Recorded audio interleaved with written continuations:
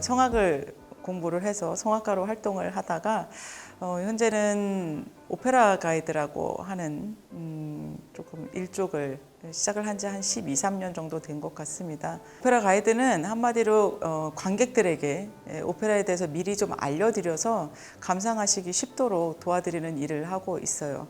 예를 들어 그 작품이 쓰여지게 된 배경, 그리고 이제 그 시대적인 상황들, 그리고 작곡가에 대한 기본적인 사항, 그리고 등장인물들에 대한 성격, 유명한 곡들, 이런 것들을 미리 이제 안내를 해드리고 함께 감상을 먼저 하는 그런 수업을 하고 있습니다. 사실 그림을 모르는 상태에서 보면 개인적인 시각에 따라서 다양하게 볼 수 있겠지만 아마 저는 미술은 잘 모르지만 작가가 맨 처음에 그릴 때 의도했던 부분들은 분명히 있을 거라고 생각을 해요. 오페라도 작곡가가 분명히 의도한 부분이 있거든요. 그래서 그것을 개인적으로 그냥 감상하기보다는 작곡가의 의도를 알고 감상을 하면 조금 더 친숙하게 감상할 수 있을 거라는 그런 생각에서 설명을 드리고 있습니다. 네, 제가 귀국을 한 2005년 정도에 귀국을 했어요. 그래서 공연을 하는데 정말 너무 재밌는 공연이었거든요. 관객이 아무도 재미있는 표정이 아닌 거예요. 왜 저럴까라고 생각을 했는데 모르는 거죠. 이제 이 오페라가 너무 어렵고 외국어로 되어 있고 그러다 보니까 그냥 밋밋하게 감상한다고 그럴까? 그래서 제가 오페라를 공급하는 입장에서 수요자를 훈련시키지 않으면 계속해서 이런 악순환이 될 것 같다라는 생각이 있었어요. 그래서 그분들에게 제가 공연하는 것이 얼마나 재미있는지, 오페라가 얼마나 괜찮은 장르인지 알려드리고 싶었습니다. 오페라는 일단 클래식을 예를 들자면 순수 기악 음악이 있죠. 그리고 그 다음에 성악 파트가 있는데 순수 기악은 말 그대로 이제 오케스트라가 공연하는 것을 보는 거라고 생각하시면 되고, 오페라는 순수 기악과 좀 다르게 줄거리가 있는 거죠. 한마디로 이제 극이 있는 음악이라고 생각을 하시면 돼요. 그래서 문학 작품이라든지 아니면은 어떤 이제 그 대본가들이 지은 대본을 바탕으로 거기다 곡을 입혀서 가수들이 등장인물을 맡아서 드라마를 연기를 하는데 그것을 노래로 하는 장르가 오페라라고 생각을 하시면 될 것 같습니다. 그 이제 관람객들이 이제 이 공연장을 찾아오셨을 때 약간 조금 어색해하는 것들이 이제 공연자 입장에서도 그것들이 느껴져요. 그런데 사실 오페라는 그냥 재미있게 감상하시면 되거든요. 예를 들어 저희가 드라마를 볼 때 그냥 별 생각 없이 사실 줄거리를 대충 이렇게 받아들이게 돼요. 그러면 줄거리는 흘러가는데 거기에 이제 음악들이 있게 되잖아요. 근데 이 음악적인 것들이 약간은 조금 어색한 거죠. 하다못해 아주 쉬운 대사 하나를 치는데도 그것을 음악으로 이제 표현을 하니까. 그래서 이런 것들을 들으시면서 어디서 박수를 치고 싶은데 그러면은 이제 약간 음악이 좀 방해가 되는 것 아닌가라고 이제 생각을 하시는데, 주로 오페라 안에서는 박수를 치실 때 아리아가 끝나면은 박수를 치시면 돼요. 이 아리아라는 게 뭐냐면 주연 배우가 혼자 부르는 부분이 아리아거든요. 근데 이런 부분들, 그래서 사실 공연자 입장에서는 아무 때나 박수를 치워 주셔도 너무 감사해요. 저희가 또 쉬어갈 수 있는 텀도 되고, 그러니까 저희가 공연자 입장에서는 그렇게 사실 어려운 것은 없지만 관객분들이 어색해하지만 않으셨으면 좋겠다는 그런 생각이 있습니다. 사실 오페라라는 장르는 1600년에 생겼어요. 피렌체에서 생겼는데 이것이 계속해서 발전을 이제 하다가 사실 처음에 생겼을 때는 귀족 문화 중에 하나였었죠. 그래서 일반인들이 감상하기 어려웠었던 분야인데 이것이 조금씩 상업적인 성격을 이제 띠게 되면서 유료 관객을 이제 받아들이게 되고 상업적인 공간이 생기게 되면서 오페라가 조금 전파가 되기 시작을 하죠. 그런데 그래도 사실은 재미가 좀 없다고 생각이 들면서 이것이 조금 이제 그 산업이 발전을 하게 되면서 약간 오페라가 먼저 변형이 되게 돼요. 그러니까 오페라와 뮤지컬의 중간 단계라는 게 있거든요. 오페레타라고 하는 장르가 있어요. 이 오페레타는 오페라와 어떤 게 다르냐면 중간에 말하는 부분들을 노래로 하지 않아요. 그냥 연극처럼 말을 해요. 그리고 노래가 시작되면 그 노래 부분에서만 음악에 맞춰서 노래를 하면 되죠. 그리고 성악가들인데도 간단한 춤들을 춰줘요. 이것이 오페레타가 되고, 그리고 거기에서 한 걸음 더 나아간 것이 뮤지컬이 되게 되죠. 그래서 뮤지컬과 오페라의 가장 큰 차이점 중에 하나는 마이크를 사용하느냐 안 하느냐가 가장 크죠. 그래서 마이크를 사용하는 것과 안 하는 것의 차이는 어떻게 보면 더 기본적으로 들어가면 발성법의 차이예요. 성악은 마이크가 없어야 되기 때문에 울림을 굉장히 많이 주는 발성을 쓰게 되고, 뮤지컬은 마이크를 써야 되기 때문에 울림을 최대한 적게 하는 발성을 쓰는 것이 가장 큰 차이고, 그리고 우스갯소리로 저희가 이런 얘기를 하죠. 뮤지컬 배우는 이쁘고 날씬해야 되는데 성악가는 뚱뚱해도 돼요 라고 하는 우스갯소리도 하기는 합니다. 근데 요즘에는 성악가들도 오페라 안에서 다양한 연출자들을 만나게 되면 춤추는 것도 요구를 받기도 하고, 굉장히 난이도 있는 연기력들도 좀 요구를 받기 때문에 약간의 두 장르 간의 차이점은 조금씩 없어지는 것 같지 않나라는 생각도 좀 들어요. 네, 일단은 외국어죠. 네, 일단은 외국어로 되어 있는 작품을 듣다 보니까 제가 모르는 이런 경험이 있어요. 이제 그 친구의 독창회를 갔는데 제 앞에 계신 할머님들께서 노래를 하고 있는 거를 들으시면서 저게 욕하는 거야 이렇게 그렇게 얘기를 하시죠. 모르겠는 거죠. 외국어다 보니까. 그래서 이 외국어라는 것이 오페라를 접하기 가장 어려운 조금 점이 되고, 그리고 일단은 길지요. 2시간이 넘어가는 2시간 반, 3시간에 달하는 이런 공연 시간들, 그것들이 이제 넘어가게 되고, 그리고 일단 오페라를 접하게 되면 여러 사람들이 나와서 이제 자기 분량껏 노래를 하게 되는데, 그래서 제가 이 오페라 가이드를 하는 이유 중에 하나는 그 사람들이 누군지, 주인공과 무슨 관계가 있는지, 왜 나와서 갑자기 저런 말을 하게 되는지, 이런 배경적인 지식이 없으면 뭐 사람이 왔다 갔다 하면서 자기 노래만 하고 있는 것 같은 느낌이 들어요. 그래서 사실 오페라는 기본 공부가 없이는 접하기가 조금은 어려운 장르라고 솔직히 말씀을 드리고 싶습니다.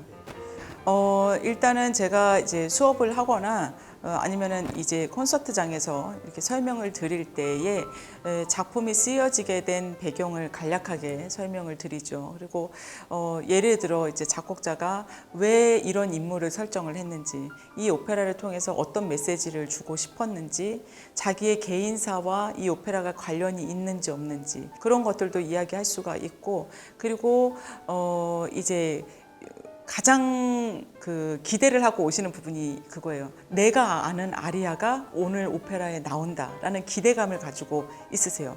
예를 들어 오미오 바비노가로 나의 사랑하는 아버지, 그 유명한 소프라노의 아리아가 나온다. 그거 하나를 듣기 위해서 이제 찾으시는 경우가 있죠. 그래서 그 노래는 어느 부분에서 어떤 그 주인공이 어떤 상황에서 이거를 부르는 곡이다라는 것을 이제 설명을 해드리고, 미리 감상도 좀 할 수 있으면 그렇게 하고, 사실은 그렇게 곡을 하나쯤은 알고 오시는 것이 굉장히 저희로서도 굉장히 반갑고, 근데 이미 그런 곡들을 많이 이제 노출이 되어 있죠. 그래서 알고 오시는데 기대 못 미치는 공연을 하실 때도 이제 보실 때도 있어요. 그럴 때는 사실 이제 라이브기도 하고 하니까 좀 이해를 하시면서 들으시면 좋을 것 같습니다. 저는 재미있게 보실 수 있도록 도와드리는 게 제 일이기 때문에 강의실에서 일단 수업을 할 때는 하나의 곡이지만 여러 가수가 한 버전을 같이 보여드릴 때가 있어요. 이 가수는 이렇게 불렀고, 또 우리가 알고 있는 이 가수는 이렇게 불렀고, 그리고 이제 많은 분들이 알고 있는 예를 들어 그런 유명한 역대의 이제 대가들, 파바로티라든지 도밍고라든지 이런 사람들은 또 어떻게 불렀고, 이런 것들을 이제 다양하게 보여드리기도 하고, 그리고 전달력이죠. 이 사람들이 내 수업을 듣고 나서 진짜 공연장에 갔을 때 그 오페라를 얼만큼 이해를 하고 듣느냐 가 있기 때문에 일단은 이제 저는 수업을 할 때 가장 많은 애를 쓰는 부분이 자막 부분이에요. 자막을 이제 제가 잘 정리를 해서 그 자막을 입힌 영상을 보여드리면 아무래도 이해를 하시기가 훨씬 쉽기 때문에 다양한 오페라를 보여드리기 위해서 이렇게 영상물을 준비해야 될 때가 있어요. 그렇게 되면 사실 준비해야 되는 자료들이 좀 적은 경우도 있고, 그리고 그것들을 낯설지 않게 조금 소개를 해드리기 위해서 억지로 주입을 할 때가 있어요. 제가 그냥 받아들이셔라라고 하는. 그런데 일단은 그런 것들을 받아들이시게 되면 이런 작품도 있구나. 굉장히 이국적이고 굉장히 알지 못했던 분야를 조금 알아가시는 것들, 그리고 저희가 한 분야를 이제 접했을 때 조금씩 이제 알아가는 재미라는 게 있잖아요. 그래서 이런 알아가는 재미들을 위해서 제가 다양한 자료들을 늘 새롭게 구입을 하고 어디서 이제 얻어오고 이런 절차들이 조금 어렵기는 합니다. 투란도트라고 하는 작품이 있어요. 투란도트라고 하는 작품을 잘 모르실 수 있어도 공주는 잠 못 들고라고 하는 아리아는 굉장히 유명해서 맨 마지막에 빈체로라고 하는 아주 영웅적인 테너가 자기의 이제 그 승리를 확신하면서 부르는 아리아가 있죠. 일단 이제 이 투란도트는 중국 공주의 이름이에요. 이 공주에게 청혼을 해오는 많은 이방인의 남자들이 있어요, 왕자들이. 그런데 이 공주는 사실 결혼하길 원하지 않아요. 그래서 아주 어려운 세 개의 수수께끼를 내고 그 수수께끼를 다 마친 자만이 자기의 남편이 될 수 있는 조건을 얻는다는 이제 그 포고령을 늘 내리죠. 그런데 아무도 못 맞춰요. 왜냐하면 얼토당토 않은 다 수수께끼예요. 그렇기 때문에 이 공주는 자기 선대의 할머니가 이방인 왕자의 그 이방인의 침략을 받아서 죽음을 당했던 거에 대한 안갚음을 하기 위해서 이렇게 어려운 문제들을 내서 왕자들이 계속 처형을 시키게 되죠. 그러다가 나타난 칼라포 왕자가 그 어려운 세 개의 문제를 다 맞추게 돼요. 그래서 결국은 투란도트와 결혼을 할 그 상을 받게 되는데, 맨 마지막에 가서 공주가 아버지에게 애원을 하죠. 저런 기본도 없는 이방인에게 나를 맡기시렵니까? 라고 했더니 왕자가 듣고 있으니까 자존심이 상하죠. 나도 나 싫다는 사람 싫소 라고 하면서 하나의 문제를 역으로 공주에게 제안을 해요. 내일 새벽이 오기까지 나의 이름을 맞추시오. 만약에 맞춘다면 나는 이 결혼을 포기하고 죽음을 택하겠고, 그리고 맞히지 못한다면 당신은 나의 아내가 되어야 하오 라고 이제 이야기를 하게 되죠. 그래서 공주가 북경 사람들에게 아무도 자지 말고 오늘 안으로 저 사람의 이름을 알아와라 라고 하는 명령을 내리게 돼서 북경 시내가 밤새도록 불을 밝히고 이 사람의 이름을 알고자 하는 그 움직임이 있게 돼요. 그리고 칼라프 왕자가 그 모습을 바라보면서 아무도 잠들지 못한다. 북경 사람도 그리고 공주도 이것을 내 이름을 맞추려고 하지만 못 맞추겠지. 나는 결국 승리하고 저 여자를 얻게 될 거라고 하는 아주 승리에 찬 그런 영웅적인 노래를 부르게 되는 것이 공주는 잠 못 들 거라고 하는 아리아가 됩니다.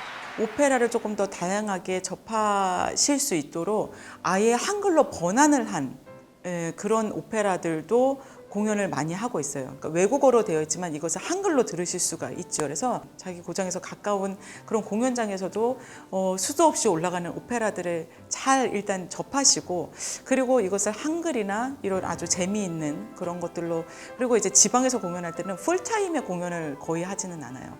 조금 편집을 해서 1시간 반 이내에 볼 수 있는 작품들을 하거든요. 그래서 쉽게 일단은 잘 접하시고, 그리고 나서 조금 더 나는 오페라를 더 깊이 있게 보고 싶다 하시면, 예를 들어 뭐 저와 같은 그런 클래스들이 어디서든지 이제 하실 수 있는 거고, 특히나 뭐 유튜브에도 너무 많이 있거든요. 그래서 이런 것들을 통해서 접하시고, 실질적으로 맨 마지막에는 꼭 공연장에 가셔서 다시 한번 보실 것을 조금 권유를 드리는 편입니다. 저의 처음 의도가 공연장에 가서 꼭 한번 보시는 것을 목적으로 시작을 했기 때문에, 그냥 매체를 통해서만 보시지 말고 실질적으로 공연장을 방문하시는 것.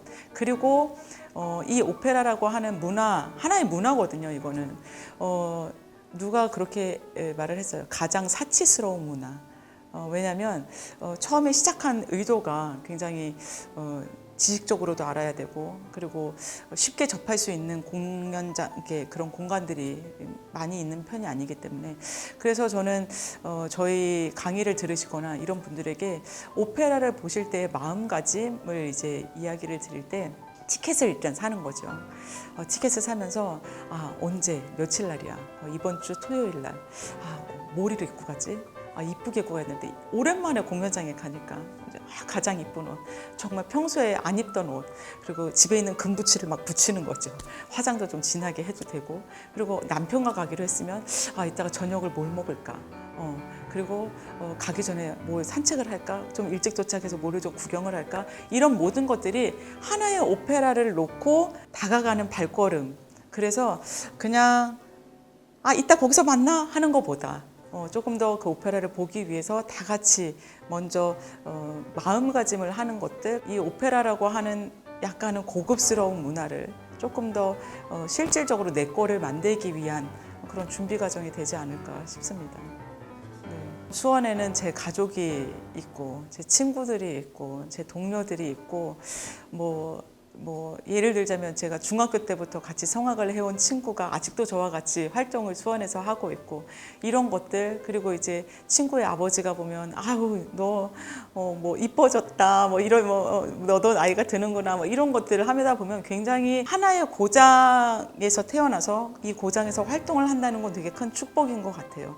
그리고 너무나 많은 저의 같이 활동할 수 있는 나의 동지들이 있는 이곳이고, 그리고 이 고장에서 처음에 제가 오페라 가이드를 시작한 것도 사실은 수원에서 처음 시작을 했죠. 그래서 내 고장 사람들이 내가 하는 일에 조금 더 관심을 가져주고, 내가 자신 있는 일을 할 때에 함께 기뻐해 줄 수 있고, 이런 것들이 제가 수원에서만 누릴 수 있는 약간의 특혜가 아닐까 싶습니다.